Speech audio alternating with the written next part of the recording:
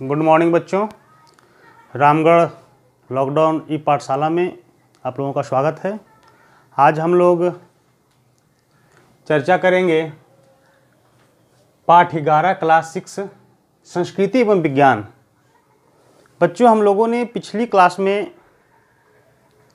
इतिहास की जितनी भी अध्यायों को पढ़ा, उन अध्यायों में हम लोगों ने एक चीज़ देखा कि इतिहास के जानने के कोई ना कोई स्रोत रहे थे। उन स्रोतों के माध्यम से ही हम अपने इतिहास को जान पाए थे।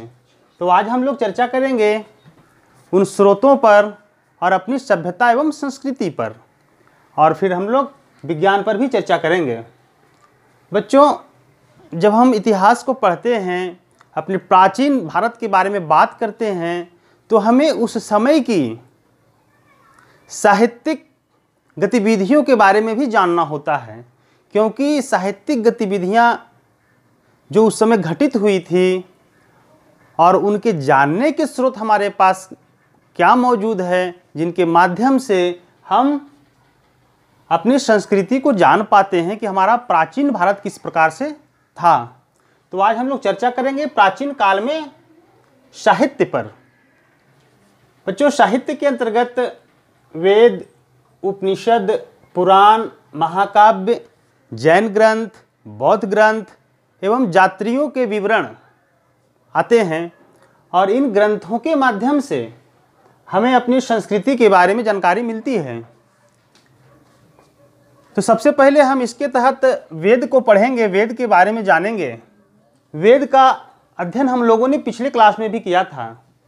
तो आप लोग अवगत होंगे कि वेद जो है 4 प्रकार के हैं, जिसमें से ऋग्वेद, सामवेद, अथर्ववेद और यजुर्वेद की चर्चा हम लोगों ने किया था पिछले क्लासों में।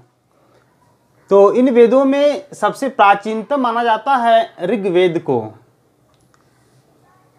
ऋग्वेद जो प्राचीन काल में लिखित ग्रंथ है, तो क्या उस समय जिस समय लिखने की परिपाटी नहीं थी, तो इन वेदों का संकलन किस प्रकार से हुआ, इन वेदों की बातों को पीढ़ी दर पीढ़ी लोगों ने किस प्रकार जीवित रखा, इस पर हम लोग चर्चा करेंगे।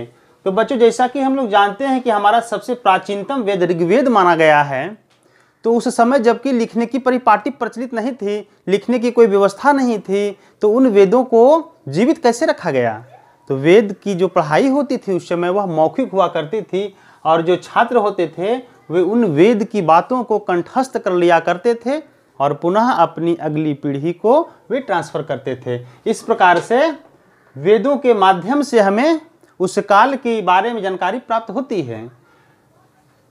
इन वेदों में रचित कही गई बातें, जिसे बाद में ब्राह्मण ग्रंथ में संकलित किया गया, यज्ञों एवं कर्मकांडों के विधान का संकलन, यज्ञ और कर्मकांड के जो विधान थे उसका संकलन किया गया ब्राह्मण ग्रंथ में। यह ग्रंथ जो है ब्राह्मण साहित्य के नाम से भी प्रचलित है। तो इस प्रकार से हम लोग देखते हैं कि वेद जिस समय लिखने की व्यवस्था नहीं थी, लोग मौखिक रूप से अपने ज्ञान का आदान प्रदान करते थे, और बाद में जब लिखने की कला विकसित हुई तो ब्राह्मण ग्रंथ के अंतर्गत उन वेदों की बातों को कलमबद्ध किया गया, जो ब्राह्मण साहित्य के नाम से जिसको हम लोग जानते हैं। इसके बाद हम चर्चा करते हैं तो उपनिषद की चर्चा आती है, जिनकी संख्या 108 है। वेद कितने थे बच्चों? वेद 4 थे, लेकिन उपनिषदों की संख्या 108 है, जिसमें आत्मा, परमात्मा एवं दार्शनिक विचारों का संग्रह मिलता है। अब देखिए, उपनिषद से हम लोगों ने क्या जाना?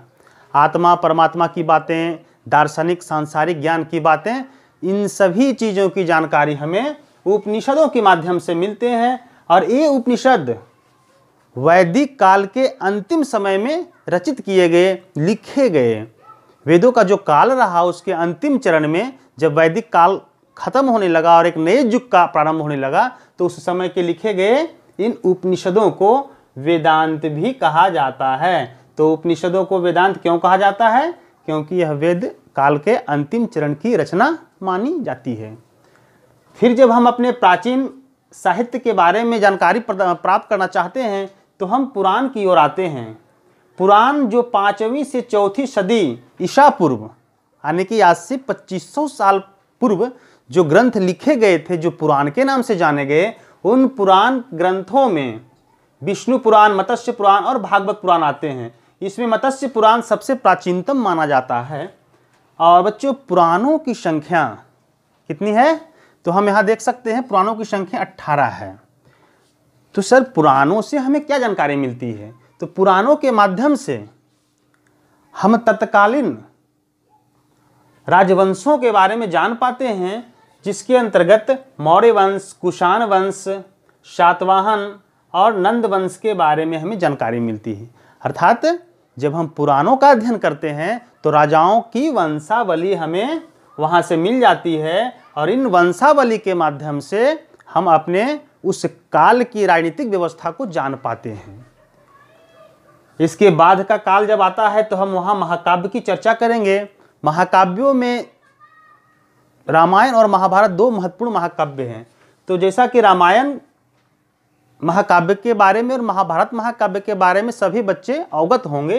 रामायण जो संस्कृत भाषा में लिखी गई है महर्षि वाल्मीकि के द्वारा, तो इस रामायण में उस समय के राजा, त्रेता युग के जो राजा थे, राजा रामचंद्र, उनके पिता, उनके आसपास की जो राजनीतिक व्यवस्था थी, उसके बारे में हमें जानकारी मिलती है। हम जब रामायण को अध्ययन करते हैं तो श्रीलंका की जानकारी मिलती है, निषाद राज की जानकारी मिलती है, और अन्य राजाओं के बारे में हमें वहाँ से, जैसे कैकेयी प्रदेश, कौशल इत्यादि, तो इन सभी चीज़ों से हमें चलता है पता कि उस समय इस तरह के प्रांत, इस समय के राज्य मौजूद थे, जो हमें रामायण महाकाव्य से हम जान पाते हैं।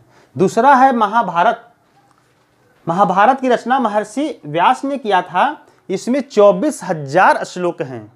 ये सभी श्लोक महर्षि वेद व्यास ने महाभारत महाकाव्य के अंतर्गत रखे थे, जिसका अध्ययन हम लोग आज कर पाते हैं। महाभारत को जय संहिता के नाम से भी जाना जाता है। इसका दूसरा नाम क्या है बच्चों? जय संहिता। तो इस प्रकार से हम देखते हैं कि महाभारत से हमें क्या जानकारी मिलती है।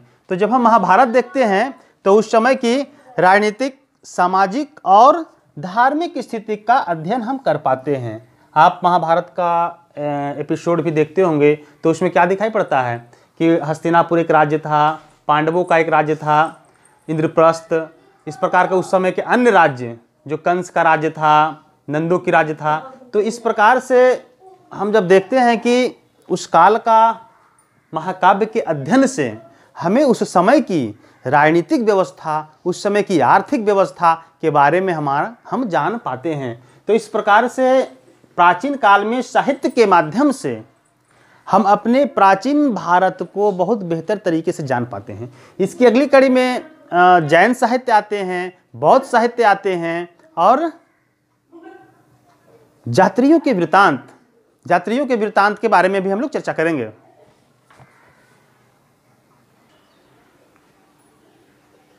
तो हम लोग जब बौद्ध ग्रंथों पर चर्चा करते हैं तो बौद्ध ग्रंथों में त्रिपिटक का वर्णन मिलता है।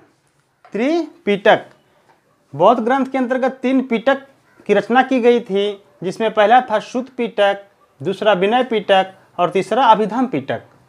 तो सुत्त पिटक जो बौद्धकालीन रचना है, इसमें धार्मिक विचारों एवं उपदेशों का संकलन हमें देखने को मिलता है।